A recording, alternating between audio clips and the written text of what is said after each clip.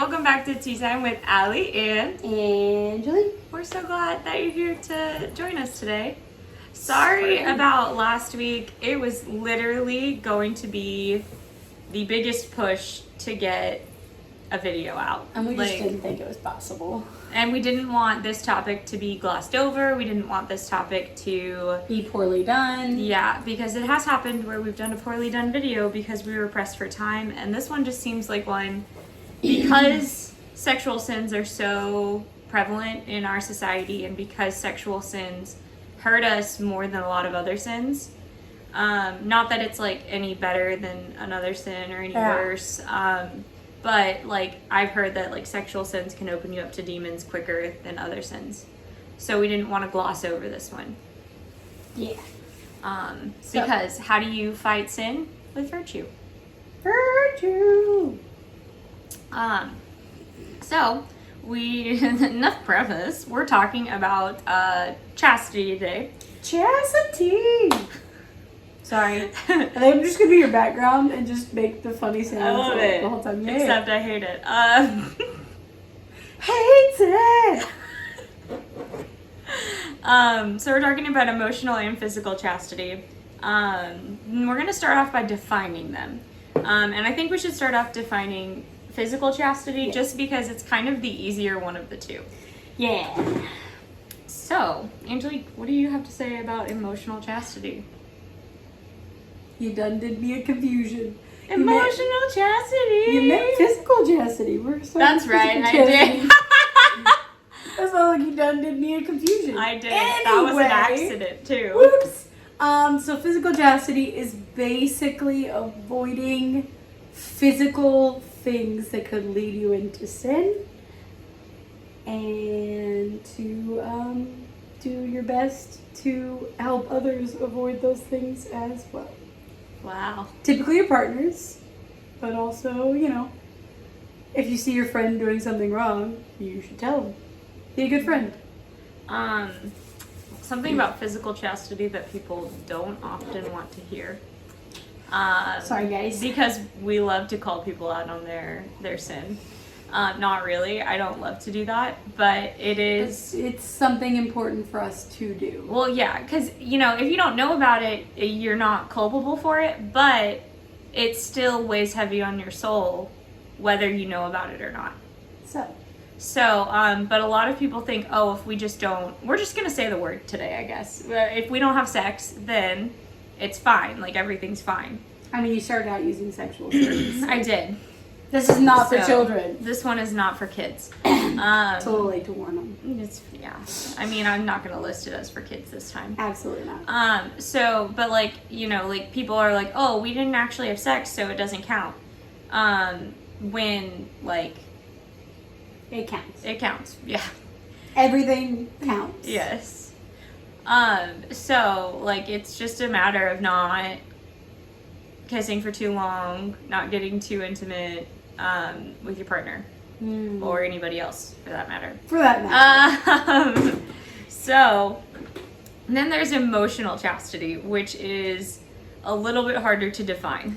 It's a little bit harder to watch out for it too. Because it can be all up here. Your brain is a place, and it does some crazy stuff. Yeah, so I read a little bit last night when I was working on this topic, and it was saying that emotional chastity is using someone emotionally. And so it's like, I don't like to be alone, so I'm going to get into this relationship. So I don't have to be alone. Which is, if you go back and watch our video about cuffing season. All those cuffers, they're in for a treat. Too much fun with that episode. That was a fun episode. But yeah, that's an emotional chastity problem, is being with somebody because you're scared of being alone. Yeah. Or you're tired of being alone.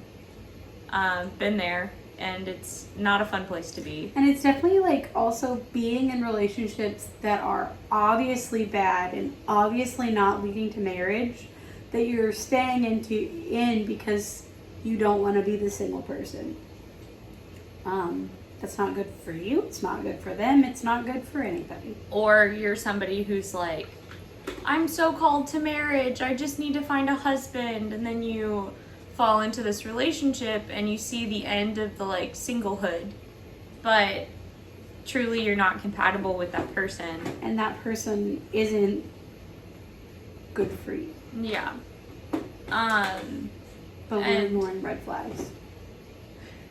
Yeah, don't ignore red flags.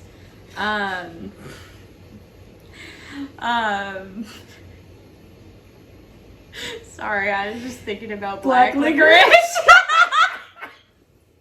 I also was thinking about black licorice. That's a red flag, guys. If he's black licorice, red flag. It's not. It's at least a yellow flag. It's a caution flag. Like, wait a second. Listen. Only psychopaths like black licorice. I said what I said. Anyway, I'm obviously joking. Yeah.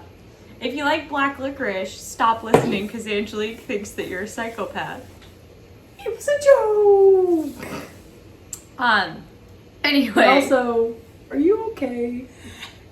Another part of emotional chastity is not thinking you're going to marry every person you go on a date with. Or the man that held the door open for you at the coffee shop last week. But Allie, he must want to marry me. He held the door. Okay, so here's the biggest issue I see. One of the biggest issues I see in our society now is that men are not chivalrous anymore. Not all of them, but there are a lot of men that are not chivalrous anymore. But That has a lot to do with feminism. I was just saying, I don't blame the men for not being chivalrous anymore because a lot of women take chivalry as either I can't do it on my own, or I can't, oh my goodness, he's creepy, he held the door open for me, he must want to do things to me. And like, that's not what it is. He was raised to believe that you should open doors open for women. I saw something the other day that was like, the man for you doesn't do things for you because you can't do them. He does things for you because he doesn't want you to have to do them yourself. Mm-hmm. Like that's what it is. It's not that he doesn't think you can hold the door open for yourself. Obviously your arms and your legs work. Like, yeah, it's more that he doesn't want you to have to. Exactly. So like there are two-way street there is like blaming the men and blaming the women. It's important, putting blame on both people. But I forget where my train of thought went with. Oh, but because that is such a unusual act now to hold a door open for a woman, it is like considered highly esteemed among those women who are more traditional. The lady's looking for her like, ooh, he held the door. Fair enough.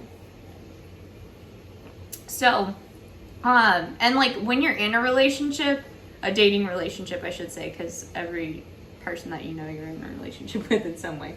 And when you're in a dating relationship, it's really hard to focus on like emotional chastity sometimes, because like the point of a dating relationship at some point is to be married, right? It is to get married. But you can't sit there every single day and go, we're not married yet, what's wrong with us? Like, that's not... I'm gonna marry him and be his wife. Yeah, like, but there's a line too, because you do have to talk about things if you're going to get married. Like, your idea of a marriage has to be the same in order for your goal to be the same. Yeah. In order for it to be fruitful. So it's a very tough line to toe, because you don't want to just idealize your future, but you also want to talk about it so that you can be on the same page. So you know that it's going the same place for both of you. And like the end goals are the same. Because if your goals don't align, you really have nothing there, and you're just using that person emotionally. So, but similarities between the two, emotional and physical chastity, are basically don't use other people. I think the most like blatant similarity is that, like, it's to avoid loneliness that people don't keep their chastity. Yeah, well, that's fair too. Like with physical issues, it's like, If I don't, then I'll be alone. Well, the thing is like women think of sex a lot differently than men think of sex. Absolutely. So like women, the reason many women fall into the, oh, well, if I sleep with him, he'll stay with me, is because in our brains, you can't separate the emotional and the physical. Yeah. But in other people's brains, they can separate or like in men's brains, not all of them, but some of them can separate the physical from the emotional. Yeah. And so, like, it's a trap that women will fall into, is like, okay, well, I just have to have sex with him, and then he can't leave. Yeah. Me. And the thing is like, the hormones in our body are crazy. Because when oxytocin is released in a woman's brain, it makes her think she's in love with every person that she's had sex with. So, like, this whole, like, hookup culture that we have can actually be so detrimental to a woman's mental health, because her brain, whether she thinks it or not, is telling her she's in love with this person. She's going to remember the people she had sex with. Yeah. And when she doesn't, is a problem. Like, it means her hormones are off because of all the people she slept with. And so it's like, it's not, chastity isn't just a thing, like saving yourself for marriage is not just a thing that you do because religion told you to. But it's to help you. Like, it's to help you be more mentally sane. It's to help you with a term that I learned recently called pair bonding. What? Pair bonding. I've heard of trauma bonding. That's it's different. Not the same thing. Pair bonding is whenever, so like if a woman has slept with many people, like, it's harder to bond with the person she decides to settle down with in an intimate and a more intimate way, because she's bonded to other people. It happens to men too. It's not just a thing of like women. But I'm sure women feel it sooner, I think. Yeah. Yeah. So it's really difficult. And another thing with, we're just gonna talk about sex tonight. Another thing, yeah, with sex is that the more that you do have sex, the harder it is to abstain from sex. And so, like, if you decide, oh, I'm gonna save myself for marriage, it's actually going to be more difficult for you to save yourself for marriage if you have already had sex, no matter who you are, man or woman. So that's also another thing to keep in mind. And like, it's something that you don't necessarily have to share with your partner like immediately, because like I think like a month in is a hard time to like build that trust up, but like eventually like talking about that with your partner, because it is relevant to how physical you get before you're married. Yeah, like there are certain things that you're like, oh, can't do that, because even if it's something as simple, like super simple, and it's not like, you're like, why would that matter? It does. So I went off on a little tangent here. Yeah, we usually do. But loneliness is a big part. Huge part of struggling with chastity. Yeah, both kinds. I also, like, one thing about love is like you're willing the good of another person. And whenever you're being unchaste, you are only willing your good. You're willing your good, and that's not loving the person fully and totally and fruitfully and faithfully. And so it's just really important to keep all of these things in mind, because we want to be virtuous people. We want to live out virtue. And something other people also don't like to hear is that chastity is not just for single people. Like, there are points into marriage. Yes, there are points in your marriage where you're not going to be able to have sex. So you're going to have to learn to love that person, not just in the physical acts, but in the, like, this is like your dating relationship is practice for those points in marriage. Yeah. So important. Like, the biggest example I can think of is, like, after a woman has a baby, like, you gotta wait, like, 6 weeks. It's a long time. Not that long. It's a month and a half. I guess that's fair if you're used to it, you know. That makes sense. And like we've already said, when you start having sex, it's harder to abstain. I just, like, in my mind, like, 6 weeks isn't that long, but I guess that makes sense. Mm-hmm. It's like 6 episodes. What? Like a show that's coming out. Of like this. Oh, every week. That's like a show that comes out every week. Anyway, it's only 6 episodes. You say that, but it was a joke. I was downplaying it. You don't have to do the editing. I don't. Yeah. So anyway, this is kind of weird to talk about as two women that don't have that much experience. Yep. Single ladies. You're not. I mean, I'm not like. You're not married. I'm single in the biblical sense. That is the best thing I've ever heard you say, and I think you need that on a t-shirt. Single in the biblical sense. Absolutely. That'd be so funny to watch you wear.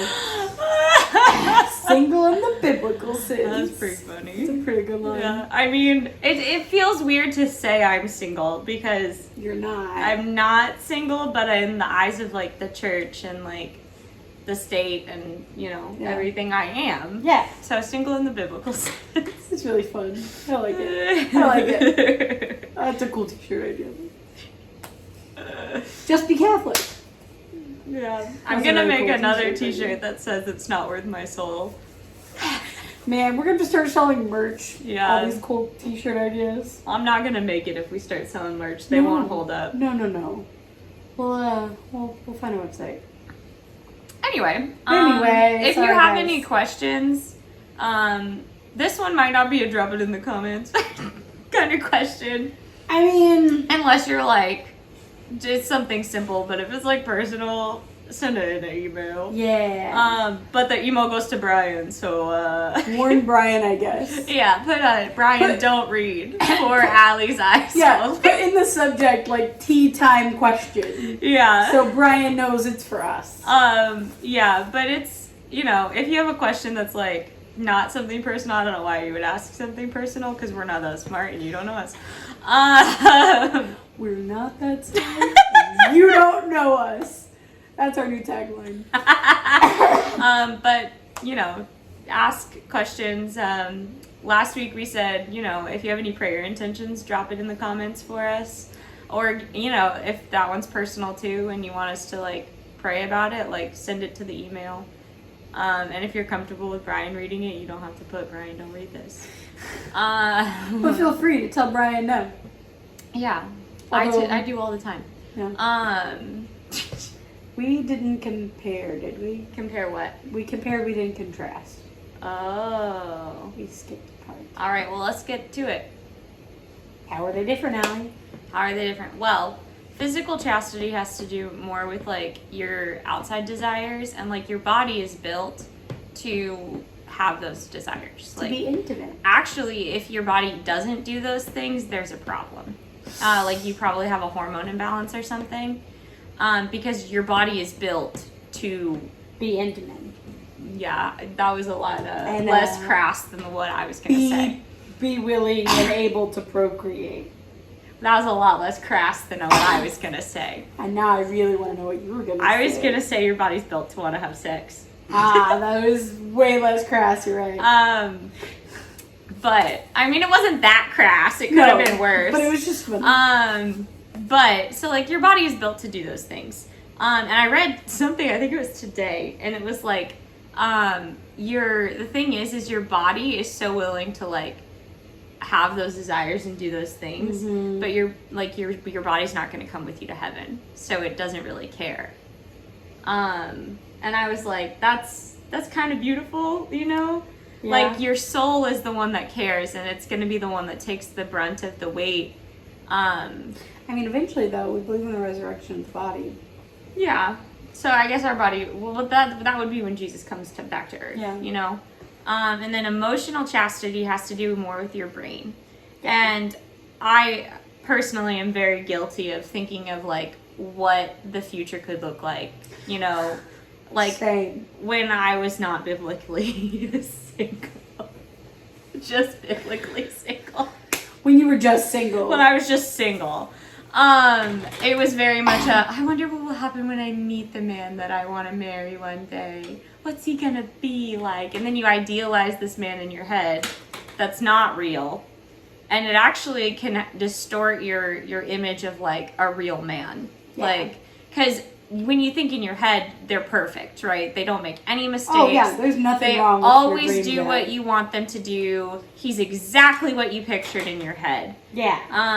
And that can actually hurt you in other ways because you're looking for that perfect person when the thing is like, nobody is perfect. Like, you are not perfect. I'm not Absolutely perfect. not. How can I expect a man to be perfect when I myself have faults and am not perfect? The only perfect man is Jesus. Exactly. So if you're gonna be a nun, you did it. That was a joke. That was a good one. It was a bigger one.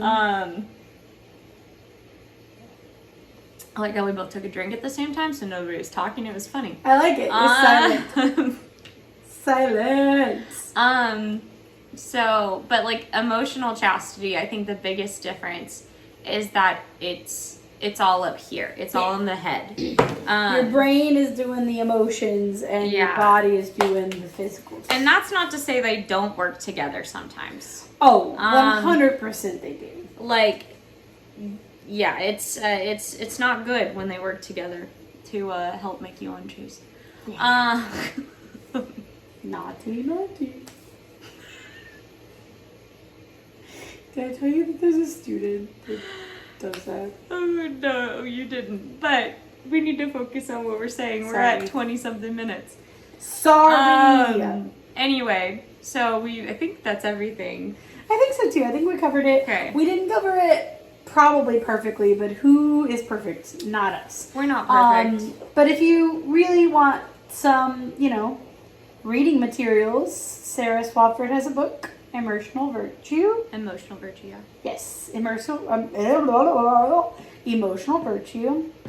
There's also by, I always forget his wife's name, Jason and Chrysalin. Yeah, I think so. They've got How to Find Your Soulmate Without Losing Your Soul. So I will say that one is more of a high school read. Is it? I would I've suggest never that. finished it, but I'm not good at finishing Yeah, books. I would suggest that as a high school read. Just because it's very, like, it's good. But they're more high school ministers. Mm-hmm. And so their material is going to be more aimed towards high schoolers. Whereas I think Sarah Swafford's stuff is more young adult friendly. Yeah. Not that you can't read it and not get anything out of it. It's just, it's more of a suggestion. I would suggest if you're in high school, read those ones. Because their content is more aimed towards high schoolers. Yeah. They like go and speak at high schools and things. Yeah, absolutely. So, but those are reading materials if you're looking for more information. Theology of the Body. Oh yeah. There's a book written by JP2 that I want to read. I can't remember what it's called right now.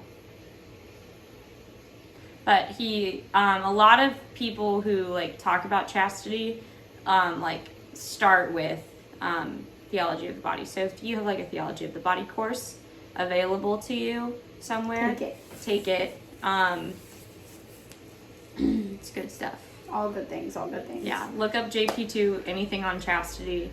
He like kind of spearheaded the charge there, which is good because the breakdown of the family is the final nix in the thing. Yeah, It's the last thing Satan wants to do, and he's working on it hard right now. So anyway, get your mind right. Something very important though we touched on a little bit that we want to nail in is that chastity is helping you not to use others. Yes. When you are chaste, you're not using others. You're not using them emotionally. You're not using them physically. The most important thing is that we we shouldn't use anyone. As a Yeah. friend, we shouldn't use friends, we shouldn't use lovers, we shouldn't use, I hate that I said lover, but you know, here I am. Shouldn't Husbands. use people you want to be married to one day. Yeah. So, love is willing the good of another, and the good of another is more than likely not being sexually active until marriage. Sorry for anybody who doesn't want to hear that. And this isn't to shame, again, like I feel like I No say shame. this every time. This isn't to shame anyone. Like, everyone has sexual sins. And like, even if you've had sex before marriage or anything like that, it's to not to say like, oh, there's no hope for you. But Absolutely, there are there still things is. to be aware of though, whenever you have committed that sin. Especially if you're trying your best to not do it again. Because, you know, when we go to confession, we always say, we're going to sin no more. And like, we're going to sin. Like, that's going to happen. Absolutely. But if your goal is to try and not fall into the same sins over and over again, then like being aware of certain things is very important. Watch for patterns. Yes. We are people of habits, Mhm. and if you can watch for patterns, you'll be able to avoid sin easier. I'm not saying it's perfect, and no one is, but it'll be simpler to avoid certain sins, sexual sins, if you watch out for things that lead you to that each time. Yep. And oftentimes I feel like the thing that leads you to those is loneliness. Come in full circle. My loneliness Is killing me. and I must close the video because that's my job. And we're So- almost at 30 minutes. So Yes, sorry it's so long, guys. Our mistake. Except we probably should have split it into We emotional probably should've. chastity, but here we are. Anyway, like, subscribe, comment, ring the bell so you get notifications when we upload. Drop in the comments below if you have any prayer requests or any questions or any video ideas. If you want to tell us anything that you got out of this that's really helpful, that'd be cool to read. We're here for you, and we want to be here for you. So if you need us, if you comment ever it. need me, or email the Common Sense Catholic, but make sure to put tea time in the subject so that Brian knows it's for us. I mean, I'm sure he'll read it anyway, unless you specifically say tea time, Brian don't read, and then I bet he won't because he's a good guy. Listen to the podcast. The podcast has good stuff. And it does, yes. Yeah, we're a subset of the podcast, so if you want more, the podcast is for you. Help us on our journey to be influencers, because obviously that's what we want in life. Look at Allie, she wants to be an influencer real bad. Actually, yes, I do. I want to tell everybody what they're doing wrong so that they do it right. Wow. I'm joking. Whoa. Anyway, don't forget to keep striving for likeness, and we will see you guys next week in our next video. I don't know what we're talking about. Allie probably doesn't either, but we're going to talk about something. No, because we skipped last week, I have no Yeah. idea where we're at. We'll see you next week. Bye. Bye.